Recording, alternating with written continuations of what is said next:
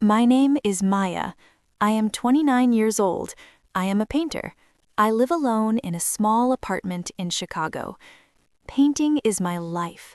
It is the only thing that makes me feel calm, but painting does not always bring money. Some months are good. When I sell a big painting, I feel rich for a short time. I buy good food, I buy fruits, vegetables, and meat. I pay my bills on time. I sleep well at night.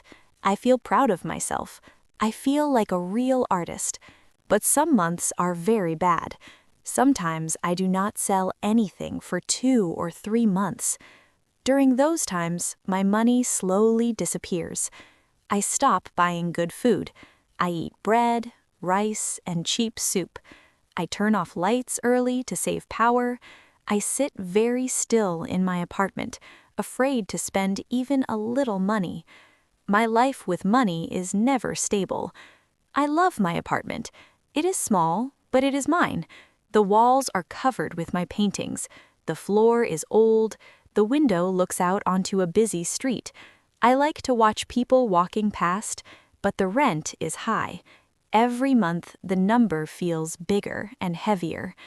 Then, my biggest problem begins. I do not pay the rent for 1 month. I tell myself I will pay next month. Then, I do not pay for the second month. I feel sick every time I think about it. By the 3rd month, my bank account is empty. I check my phone again and again, hoping to see money appear. It never does. I stop answering calls. I stop checking messages. When someone knocks in the hallway, my heart jumps. At night, I lie in bed and stare at the ceiling. I think about the rent. I think about my landlord, Eric. He owns the building. He is quiet and serious. I know he will come soon. One morning, I hear a knock on my door. My hands start to shake. My mouth feels dry. I already know who it is. I walk slowly to the door. I take a deep breath and open it.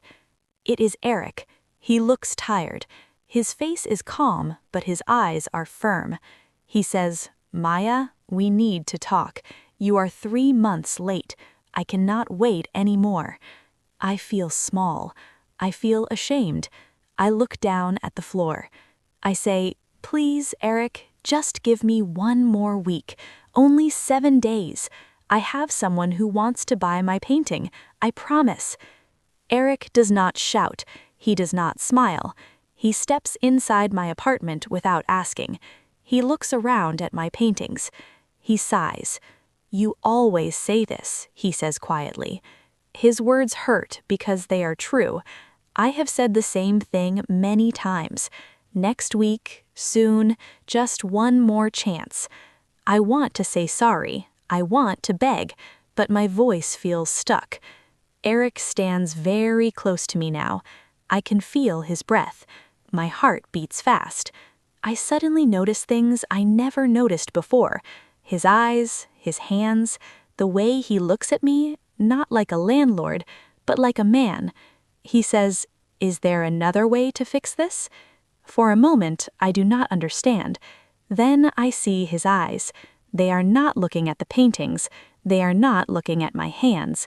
They are looking at my lips. My chest feels tight. A clear thought comes into my mind. This feels wrong. He is my landlord. I am scared and lonely, and that makes everything confusing.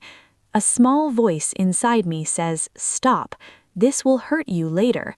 For 1 moment, I want to step back and say no. He did not touch me yet. He waited. The choice was still mine. But I do not move. I stay where I am. I want to feel close to someone. I want to feel seen. He leans closer. We kiss. At that moment, I forget about rent.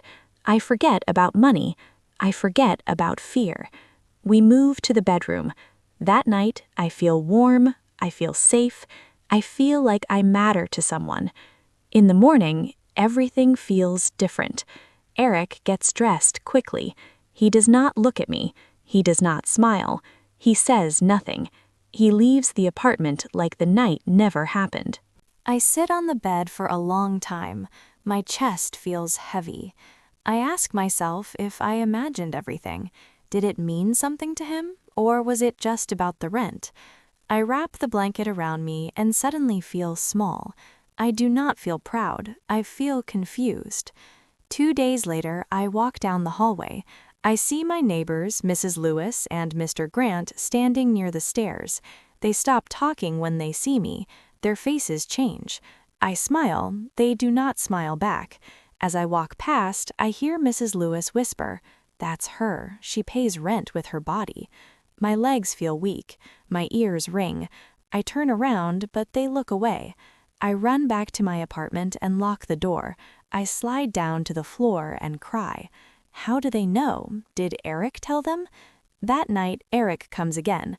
The neighbors are talking. He says, "This looks bad for me." My heart breaks. He does not ask how I feel. He does not say sorry. He only talks about his name, his business, his image. "You cannot stay here," he says. "You still owe the rent." Something inside me changes. I stand up straight. My voice is calm. "I did not sleep with you to pay rent," I say. "I did it because I liked you. But you are afraid of people. You are weak." I pack my clothes. I take my paintings. I leave. The pain stays with me, but so does something else, freedom. 2 months later, I live in a smaller, cheaper place. I paint again. I sleep better. I save money slowly. I send Eric the rent money by mail, not for him, for me. One day he comes to my door. He asks for dinner. He says, "Sorry." I look at him and say, "No." I close the door. I chose myself, and that was enough. I am free.